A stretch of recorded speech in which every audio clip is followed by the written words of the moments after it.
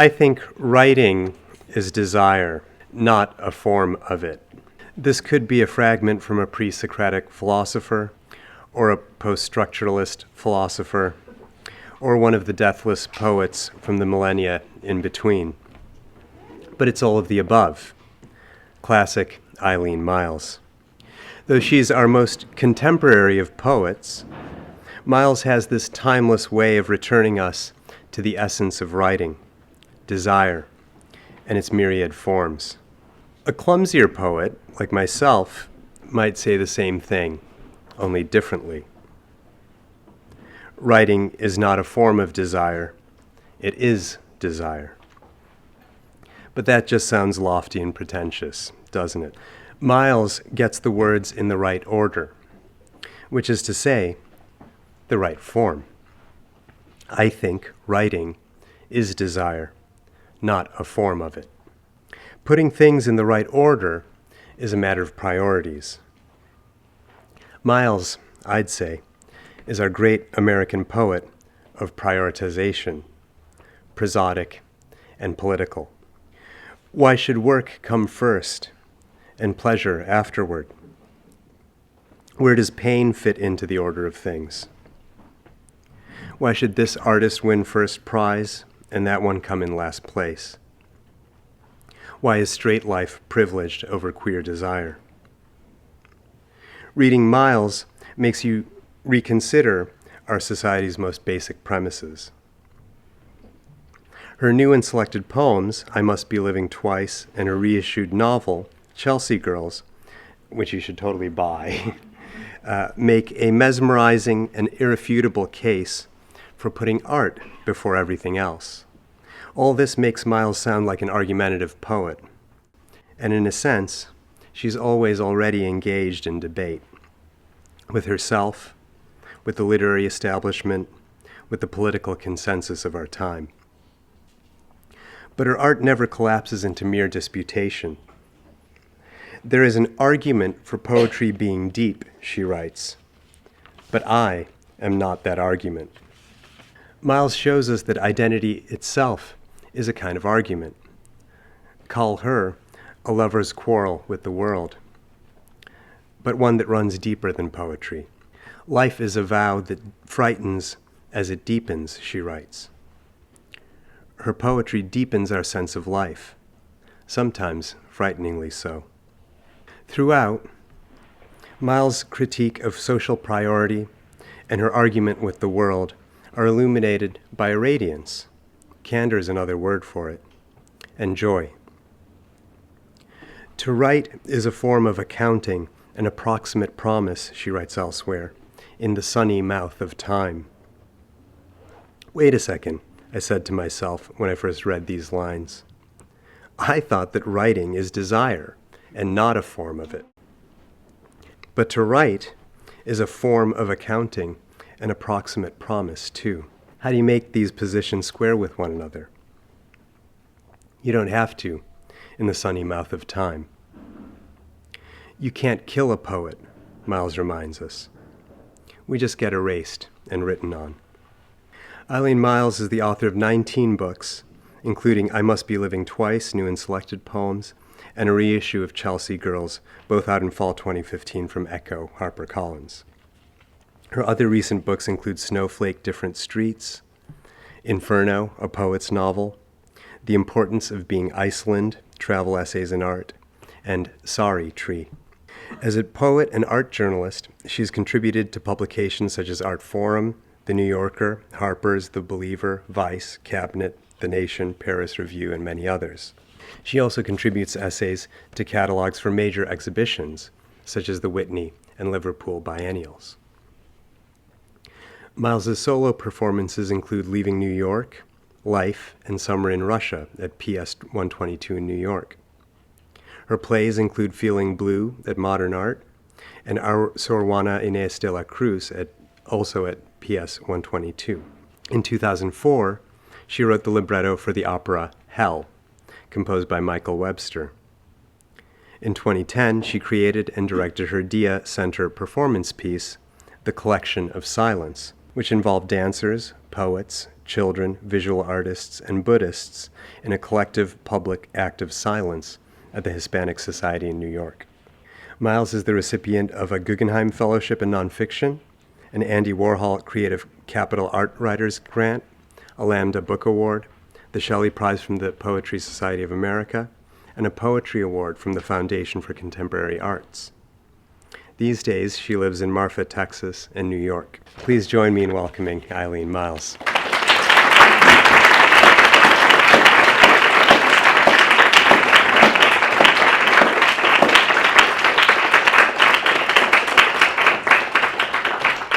I'm going to read one story from Chelsea Girls first, and then I'm going to read a bunch of poems. You look happy, I'm glad. It was like, oh no, is that what she's going to do? And I also have a very limited edition. One of the joys of having the largest publisher I've ever had is that they ask you for things and then they say no. So they asked me to write an introduction to Chelsea Girls, and I thought, that's so cool. And then I gave it to them, and they said, that's not an introduction. Which, I mean, I feel like I was there, and now I'm here, and I wrote what happened in between, so how could that not be an introduction? But let's see, this is like the condom for these books. So I don't know, I've been getting a lot of press lately, and I feel like I keep being called a punk poet, and I feel like I've done about 2 things which are punk, and one of them is that so then I made a little zine of the introduction. So about 4 or 5 of you can buy them for $5. And then I have a poem which I'll read later, which I also think is actually kind of punk. And I almost didn't get here. Anybody who would listen, I've been telling this story to, is like, I was in Burlington, Vermont last night, and I got home and I looked on my email and they were like, you know, that plane you're taking at 9:30 tomorrow morning, well, it's at 5 now. And I was like, what? And kind of went crazy making them do the right thing. This is a story called My Couple. It's just a little poetry world gossip for those of you who like that kind of shit. I went to them because I was hungry. It was something like that. I was finally through with all the business with Chris, or thought I was, and came back to New York elated to be utterly free, and decided I would not get involved with anyone, but was simply into sex, and immediately called Yvette, who I still wanted to have sex with, and she practically hung up on me. She said, I'll call you back, but that's the absolute easiest way to get someone off the phone. I was sitting at a little black cafe table on the sidewalk on the Upper West Side, and I was sipping the tastiest vodka and grapefruit juice I have ever had in my life. It was the taste of freedom. Maybe I had 2 Marlboro Lights left. They rattled in the box, and I was so fucking high. I was starving. I headed over to Ted and Alice's. They were usually good for a couple of bucks, and I could always get a fix on what was going on in my life. Ted would tell me, and then Alice would say something even smarter. They were the ones who advised me to go over to Grace and Keith's. They always have nice dinners, Ted said. Do they have meat, I asked. I was looking at the translucent leaves shaking in a window pot. I was practically hallucinating from hunger. It was the hardest need to satisfy. I had a million ways to satisfy my hunger on my own, usually getting credit at any one of the local supermarkets on First Ave, but I owed them all money right now. People would offer me drinks, drugs, even buy me cigarettes, but no one would feed me. And I didn't want to ask. I was 31 years old, and it was too humiliating to admit I wanted food. I wanted a steak. Well, they have money. I think they get supported by Keith's parents, and Grace gets her salary from the church. You could probably go and get whatever you wanted over there. Think you could walk in on dinner just about now. He looked at his watch. Have a pill. He bent his head towards the clear, golden pharmaceutical container that had slipped under his belly. He picked it out like a little boy. It was one of those half-green, half-speckled capsules from Dr. Sugar. I went down and called Keith. One of the weirdest things about having older work republished is that everything is about technology. So I went down and called Keith meant that it was in the day of the telephone, and their phone was turned off, and so I had to go down to the payphone. It was just 1982, I think.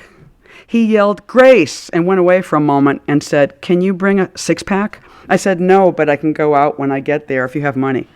It wasn't such a good introduction, but it seemed just fine with them. Dinner wasn't so great. It was pasta with vegetables. Pretty boring, but since no one else was interested, I kept shoveling it down and drinking beer.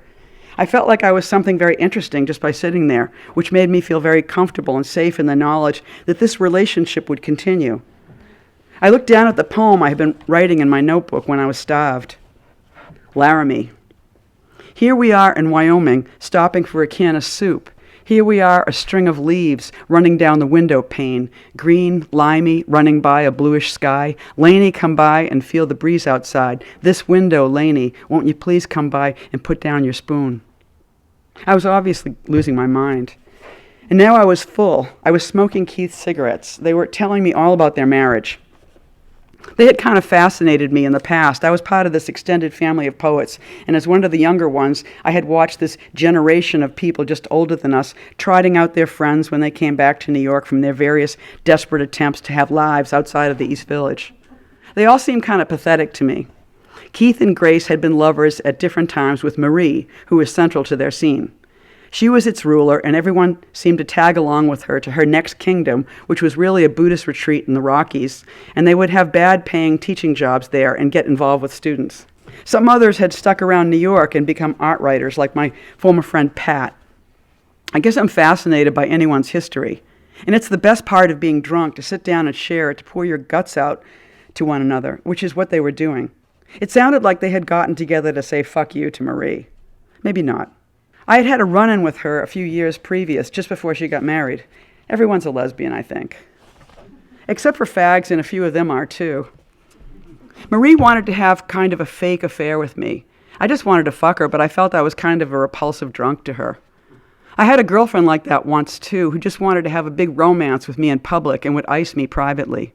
It's a very confusing turn-on. Anyhow, there was obviously a big gaping hole, Marie-shaped, between these two people.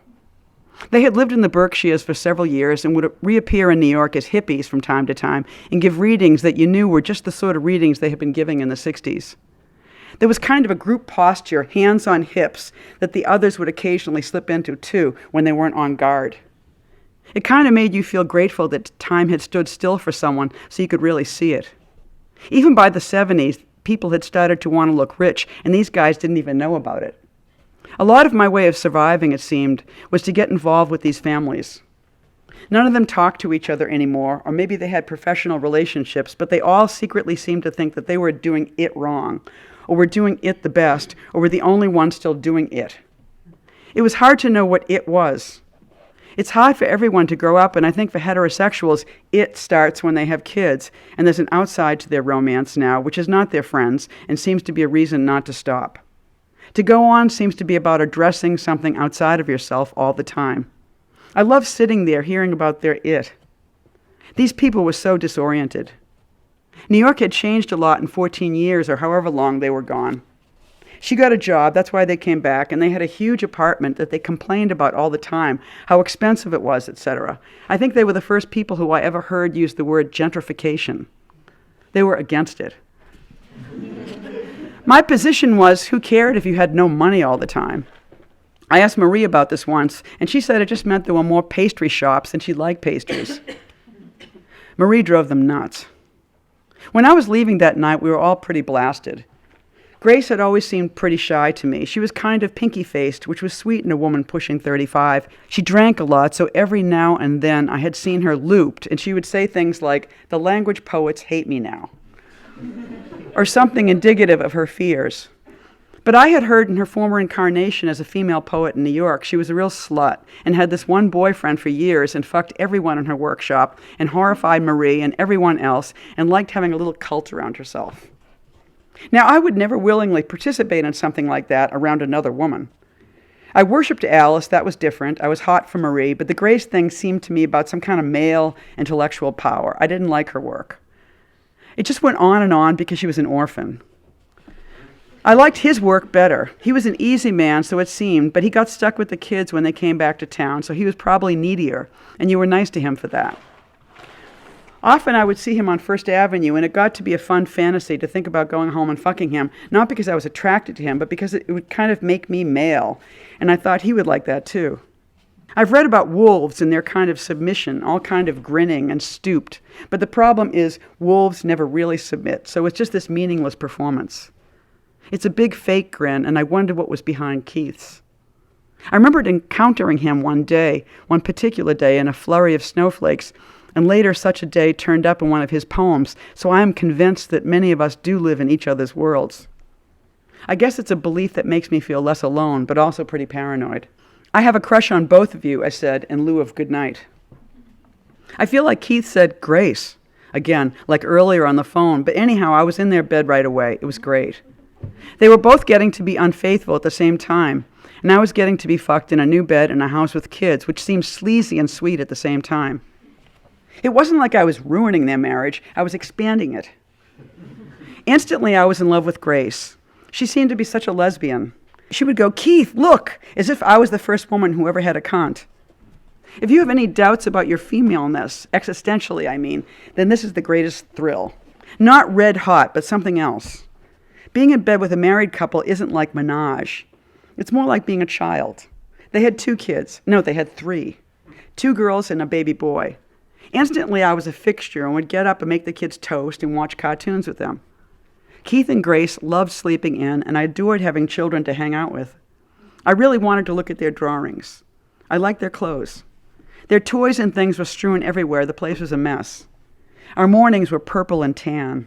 That was the feeling, kind of wooden and royal.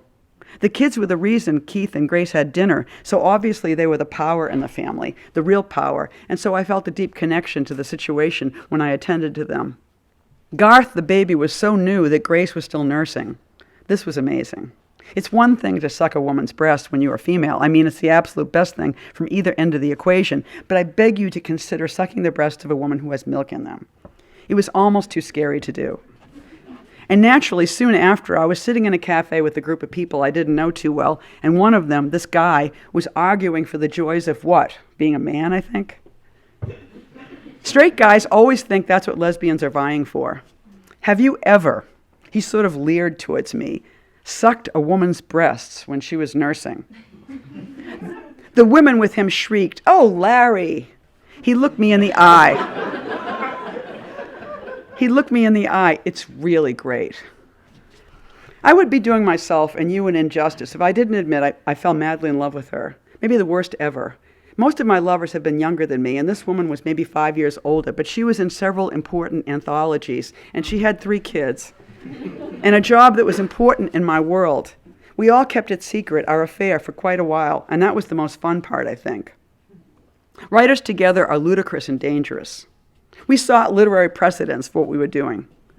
I think Bloomsbury is what we came up with. Keith did most of our research, being home all day.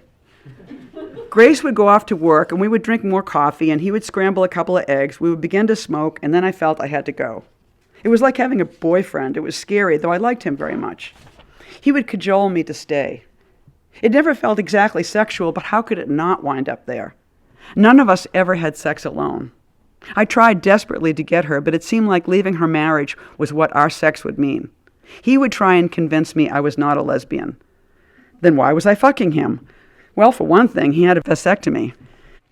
It would be impossible to say, "I love your wife," so I was silent in my own defense, or merely replied, "I am." She would go into the kitchen, I'd come behind to hug her while she prepared food. A woman in the kitchen is completely hot, especially if she's not me.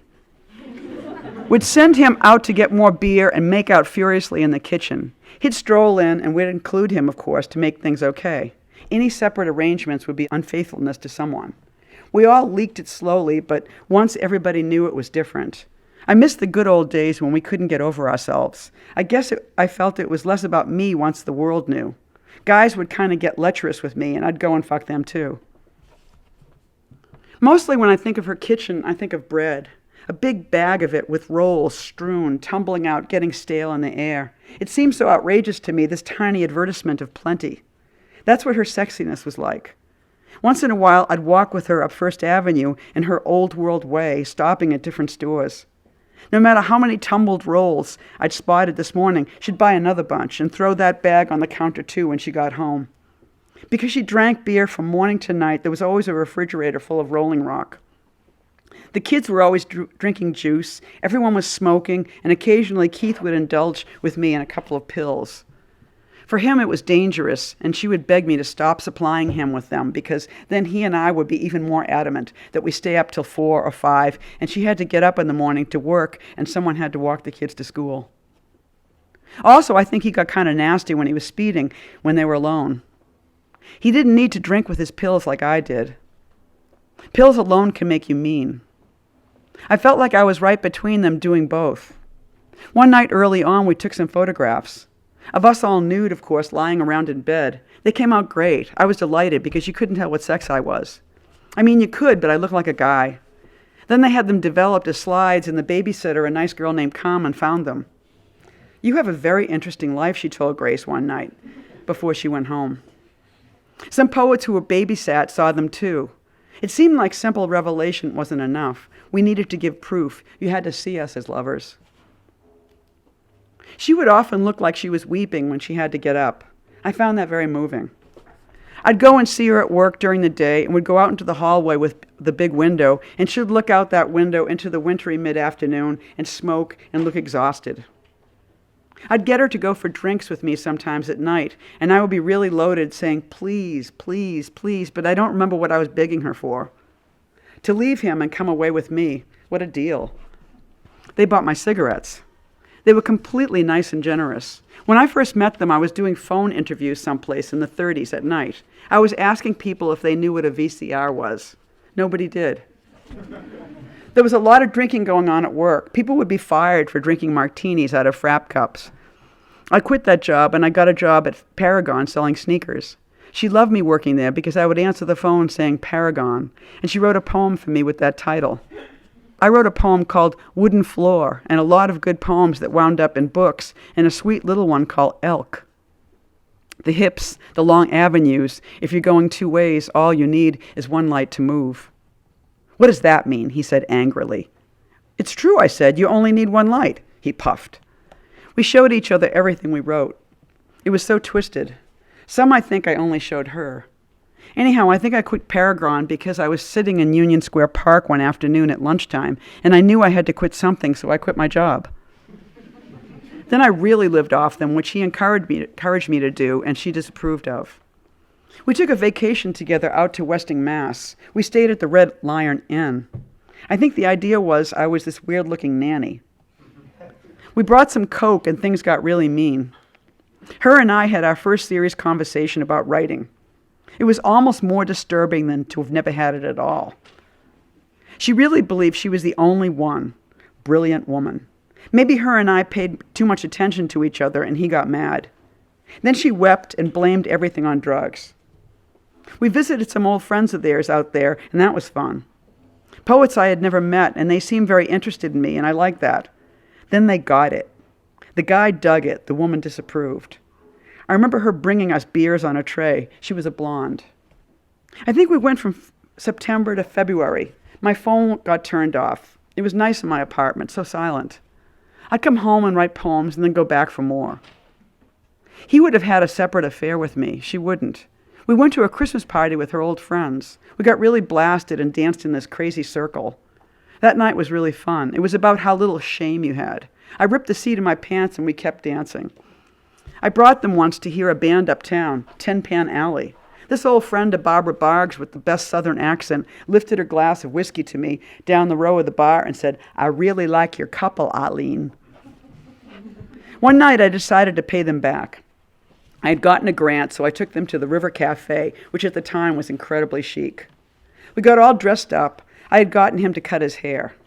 Whenever he decided he hated me, that haircut made him sad. But he looked pretty good. She was dressed too, and I wore a suit. We put David Bowie's Fashion on the stereo before we left. That was a weird moment. A cab or maybe even a car service swept us off to Brooklyn. Her and I had spent way too long in the bathroom. We were already smashed. I gave him a hand job under the table when we got back, and I think the waiter saw. We were really drunk. Somebody had a rack of lamb, I think Keith. John Belushi was sitting at the table across from us. It was the week before he died, but he looked dead already. He was with two women, blondes, and they were all drinking champagne in tall, thin glasses, no food. I think it ended because she was jealous. That was crazy. She thought I was taking her husband from her. You're kidding. I don't want him. It didn't matter. She was jealous. I came back one day, maybe a month later. I was broke, so I called Keith. I had 5 blue pills, and he said he would buy them. It was such a scene when I arrived. "He doesn't need pills," she murmured through a crack in the door. And then she let me in. Their whole house had been rearranged. Keith had thrown his back out. Their big, huge bed was in the middle of the room, and he was in it, raging. His hair had grown long. It was so Dostoevsky. The kids were there. They stared at me like I was a ghost or a clown. I wasn't. I was their friend. I felt like he had invited me over to humiliate me. I gave him the pills. He gave me $5. It was a crude exchange. If the end of one's youth is a thin slice of cheese, I ate mine standing in that room. I was there because I was hungry, that's all.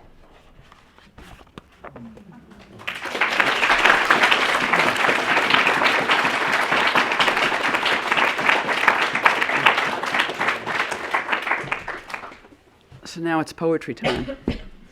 So I'm going to skip around, not around the room, but around this book. So this is called The Honey Bear. Billie Holiday was on the radio. I was standing in the kitchen smoking my cigarette of this pack I planned to finish tonight, last night of smoking youth. I made a cup of this funny kind of tea I've had hanging around, a little too sweet, an odd mix. My only impulse was to make it sweeter. Ivy Anderson was singing pretty late tonight in my very bright kitchen. I'm standing by the tub feeling a little older, nearly 30 in my very bright kitchen tonight. I'm not a bad-looking woman, I suppose. Oh, it's very quiet in my kitchen tonight. I'm squeezing this plastic honey bear, a noodle of honey dripping into the odd sweet tea. It's pretty late. Honey Bear's cover was loose and somehow honey dripping down the bear's face, catching in the crevices beneath the bear's eyes. Oh, very sad and sweet. I'm standing in my kitchen. Oh, honey, I'm staring at the honey bear's face.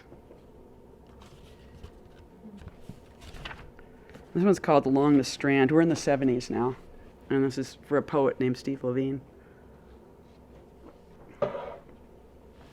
When I was a coke dealer, I just snorted all the profits. Or like the time I fell in love with morning, it was something I could stay with. I would stick around, but it slipped into noon, and again I fell in love.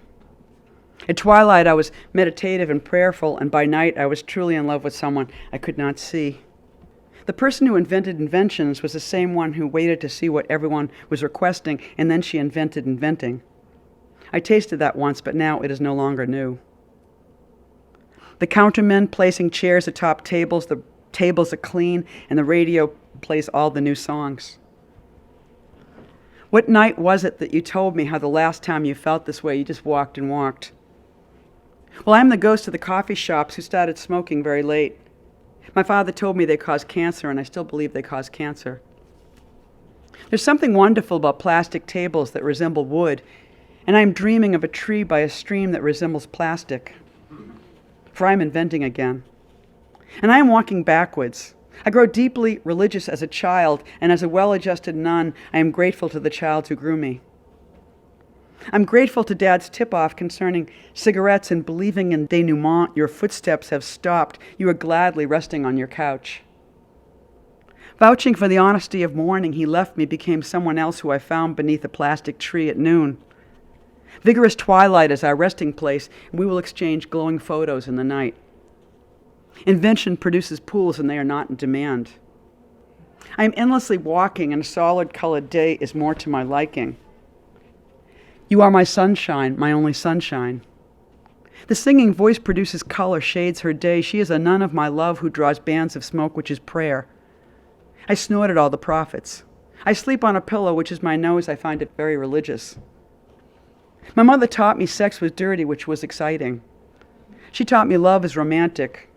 I didn't start fucking till quite late. Exciting, romantic, I am quite sure it is the one thing I've invented. The times of the day, the ones with names, they are the stripes of sex, unlike romance, who dream like is a continuous walker. Obviously, a solid-colored day is unexciting. I bring my best romance to morning. I bring my best romance to noon. Night, the old chama, is in love with candles, holds a fistful of morning behind his back. So you are no longer walking, and this is no particular cigarette. A beautiful nun may be dreaming my life, or I am inventing again. In ancient Greece, a mystical child examines 3 ribbons. The oldest woman in this part of town is aware of her hair, black, white, and gray. Even as she lay dying, even as she first fucked, and her lover's words caressed her like smoke, inventing pools in her gorgeous and tangled black hair.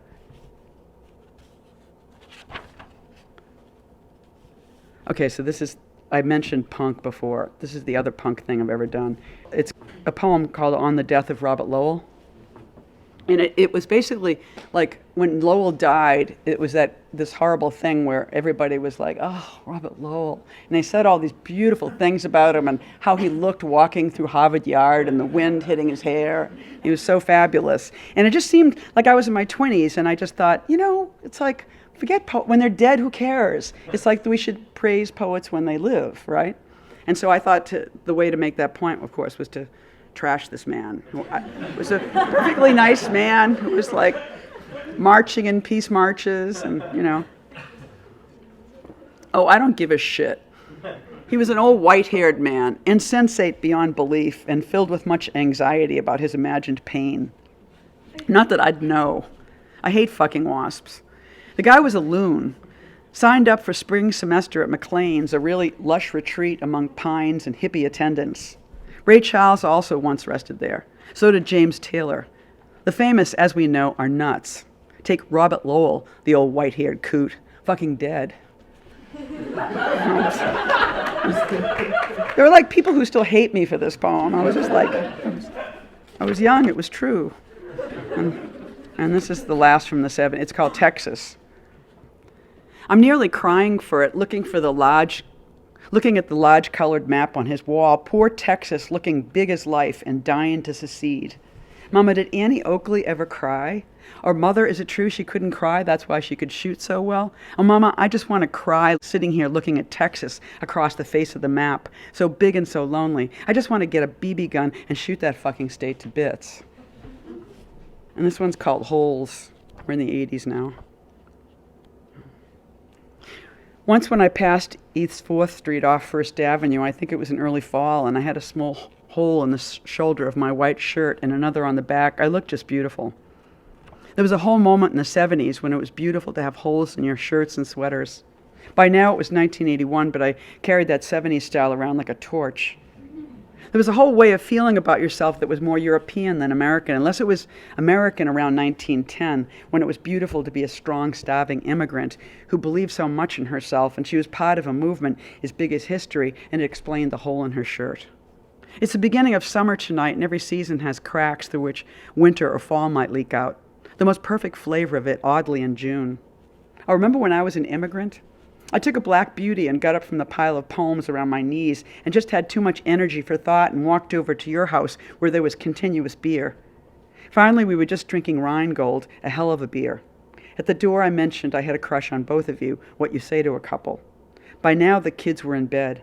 I can't even say clearly now that I wanted the woman, though it seemed to be the driving principle then, wanting one of everything. I was part of a generation of people who went to the bars on 7th Street and drank the cheap whiskey and the ale on tap and dreamed about when I would get you alone. Those big breasts. I carried slim notebooks which only permitted 2 or 3 word lines. I need you, nearing the horse. There was blood in all my titles and milk. I had 2 bright blue pills in my pocket. I loved you so much. It was the last young thing I ever did, the end of my renaissance, an immigration into my dream world, which even my grandparents had not dared to live, being prisoners of schizophrenia and alcohol, though I was lovers with the two. The beauty of the story is that it happened. It was the last thing that happened in New York. Everything else happened while I was stopping it from happening. Everything else had a life of its own. I don't think I owe them an apology, though at least one of their kids hates my guts. She can eat my guts for all I care. I had a small hole in the front of my black sleeveless sweater. It was just something that happened. It got larger and larger. I like to put my finger in it. In the month of December, I couldn't get out of bed. I kept waking up at 6 p.m., and it was Christmas or New Year's, and I had to start drinking and eating. I remember you handing me the most beautiful red plate of pasta. It was like your cunt on a plate. I met people in your house, even found people to go out and fuck, regrettably, not knowing about the forbidden fruit. I forget what the only sin is. Somebody told me recently. I have so many holes in my memory between me and the things I'm separated from. I pick up a book and another book, and memory and separation seem to be all anyone writes about, or all they seem to let me read. But I remember those beautiful holes on my back, like a beautiful cloak of feeling. It's kind of fun to tell the same story twice. This is called New England Wind. Remember me this summer under the eaves again, stretched out against the sky again like Orion's moon. When a breeze crawls down a screen, pip zing, or is that a cat crawling up? Or was I alone in the first room I ever had, or who would have writ this then? Me too, when I am mad? Oh, leave me alone with my aching head, panicky, panicky, nowhere to go, pretty north and silly. The other night, under the eaves, in a rain at 4 o'clock, I woke up, it was so sexy, listened so careful in the world the next day, for who also heard it dreamy-eyed, who could have come up or I come down, for once from the sky to be what fell.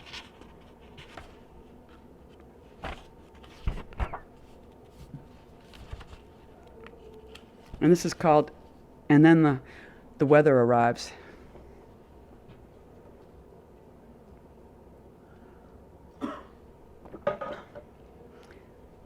I don't know no one anymore who's up all night. Wouldn't it be fun to hear someone really tired come walking up your stairs and knock on your door? Come here and share the rain with me, you. Isn't it wonderful to hear the universe shudder, how old it all, everything, must be?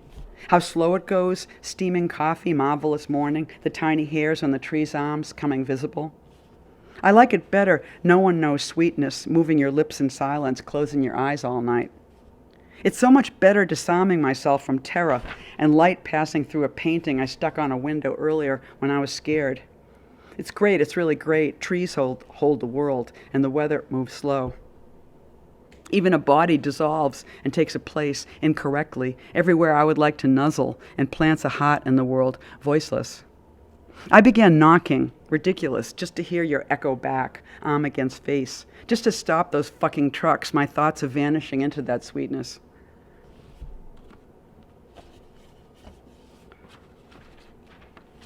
And this one's called November. Because I'm sure that nothing lasts, I have to be very sure where I am. I can hear the dripping of the faucet and the cries of little birds outside, and I have to be very sure that I love, because I'll never feel like this again, and I'm sure that I love. I'm sure I'm closing in on something. The building isn't making that angle of light for me, but I can see it. It silences the cat, but it doesn't silence me. That's why I let the cat be around. My landlord doesn't think my way. I couldn't be like that. I'm sure that I love. Obviously, my heart lies clenched in my fists. I must be feeling or thinking this way. This poem's bad. It wants to think or tell about how it's felt, but it just seems to beat along between punches and silence. I have to be very sure where I am. I'm telling you so. If it weren't for telling, I'd be left with the plumbing and birds where I am, but I'm telling you so. I thoroughly respect the birds, because they're not even listening. I do. I like them a lot, for their poverty and lack of thought. I love myself for my love, a dubious gift, and I guess I need those fucking pipes. Simplicity, that's that. I guess I love you and I need you, love telling you that. I have to be very sure where I am, listening and waiting. I wish you'd call and tell me something. My landlord wants to know where I'm at, but I'm telling you that nothing lasts. It doesn't silence me, but it silences the cat. I have to be very sure where I am.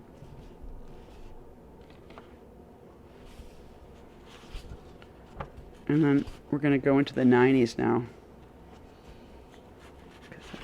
If you don't get like bubbles in your blood, if it happens too fast.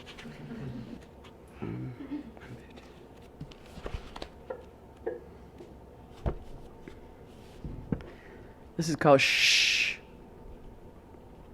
I don't think I can afford the time to not sit right down and write a poem about the heavy-lidded white rose I hold in my hand. I think of snow. A winter night in Boston, drunken waitress stumble on a bus that careens through Somerville, at the end of the line where I was born, an old man shaking me. He could have been my dad. You need a ride? Wait, he said.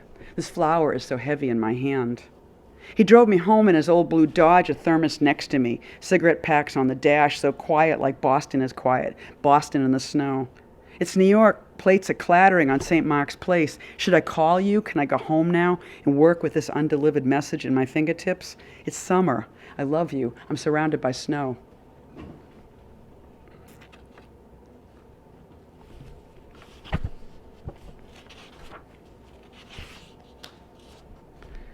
And this is sort of, I guess this is still kind of 90s, and we're just, it's a book called Skies. So this is, all the book was doing, just sort of like treating weather. I mean, the poet James Schuyler is sort of huge for me as a writer of all sorts.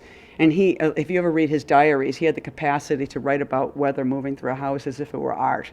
It's a phenomenal thing. So I wanted to use the sky like art. And so then my rule for this book was simply that a poem, like a cloud, just had to hit someplace in every poem. And that's all the poem had to do. So 20 years ago in May, no, don't do that. Look at the crinkly peach of the sky in Chelsea today. A man's foot hits the curb with a phone at his ear. It's dog walking time, but mine are away. I see a gleam of cream behind the faintest netting of trees, breeze, whistling traffic, barely wet hair from the gym, that plane overhead, and it's orange again. And this is called weather.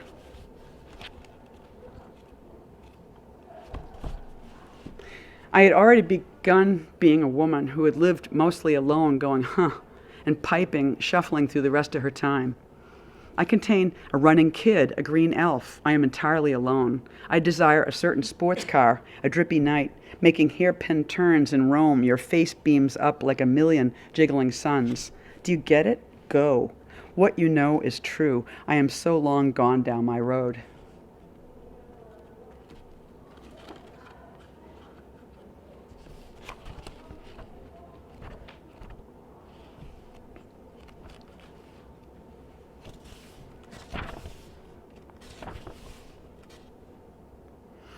The cat is in the bag. I leave the bag where it is so the cat can get in it and dream for a very long time while the rest of my building purrs. He slipped his head into the bag's handles and gently sniffs it. Well then, money. Well then, love.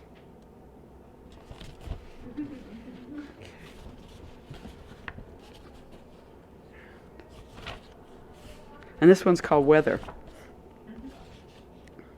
I started to feel like a DJ. I just thought I'll just keep hitting all the weather poems.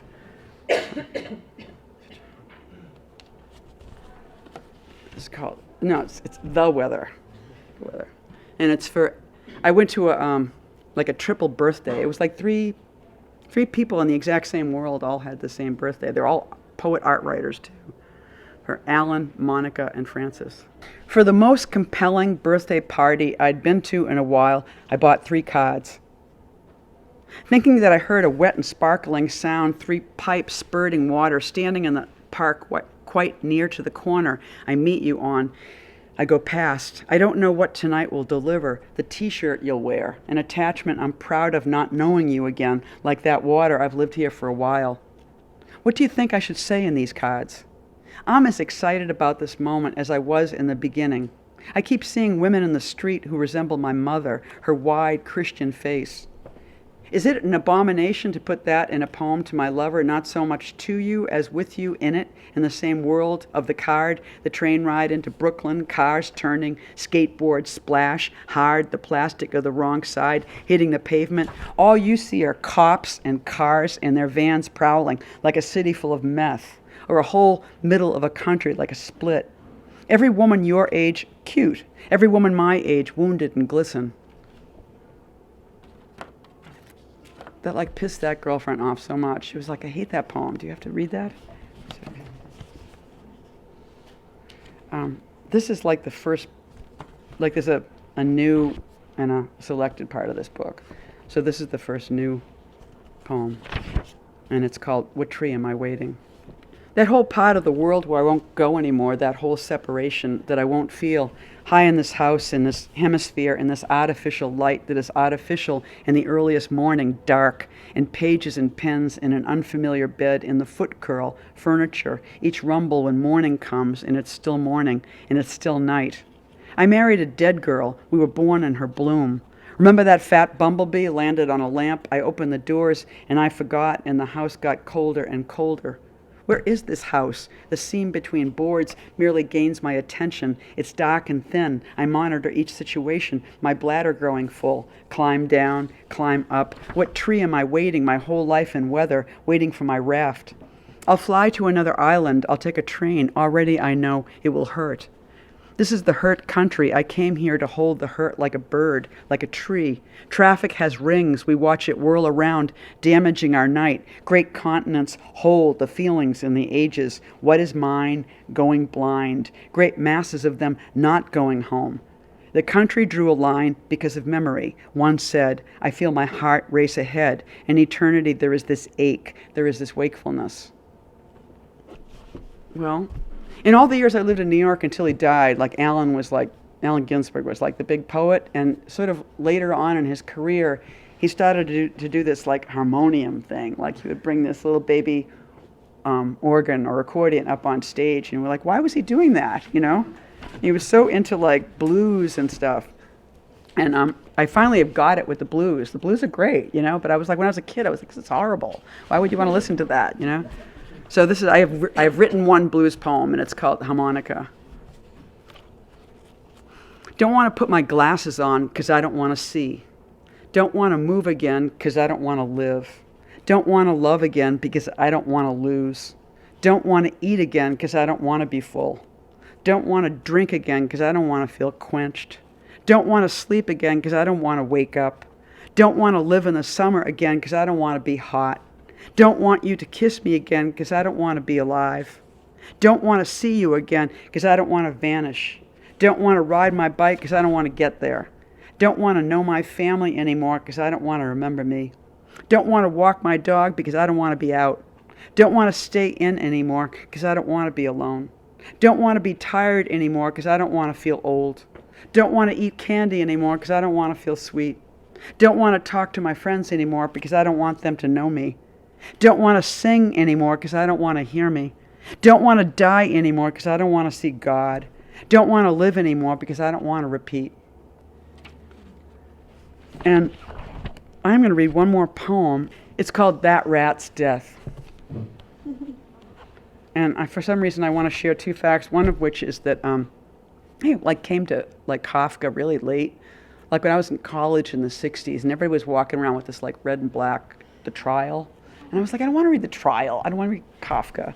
So it's just years passed. I just finished a fantastic memoir about a dog. And so when somebody learned that I was writing this book, they were like, have you read Kafka's story, The Mouse Singer? Which is an amazing story about a mouse opera singer. It's an astonishing story. And so since then, I've been Kafka is incredible. I'm going around, have you read Kafka? He's great. He's I feel like the stupidest person in New York, sort of. But I don't know. I read Middlemarch last month. I was incredible book. I was, world literature. It's in English. It's incredible new area. So this is That Rat's Death. And so, yeah, mice, the mice are here. And there was also a pseudo, as you write love poems and you write breakup poems, and then you write a breakup poem and then you don't break up and you have to hide it. It's a forbidden text for a year and a half.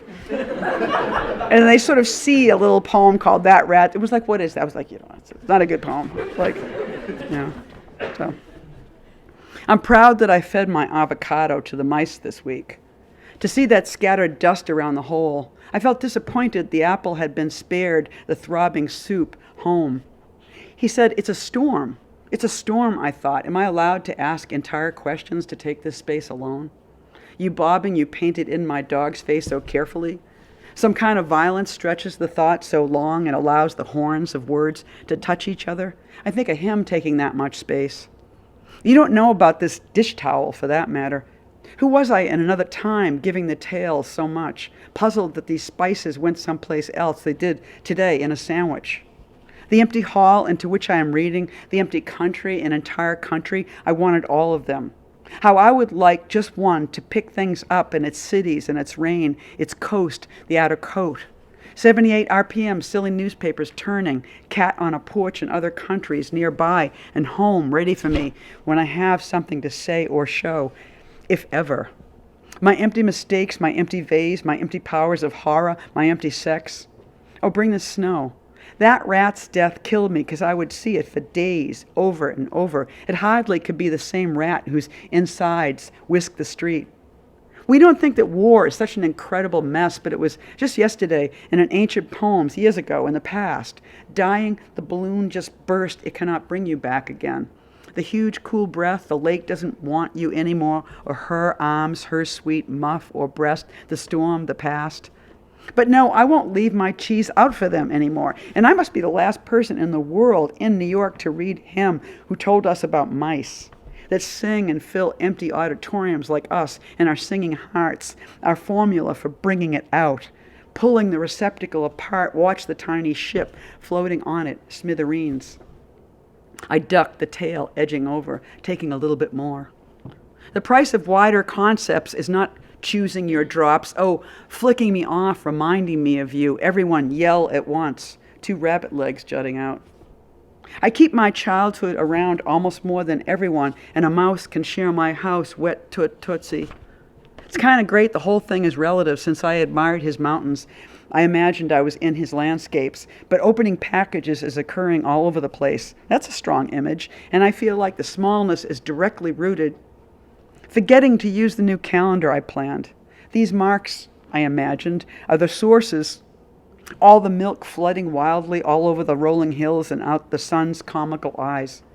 Not tears, but creamy drops of mammalian weather.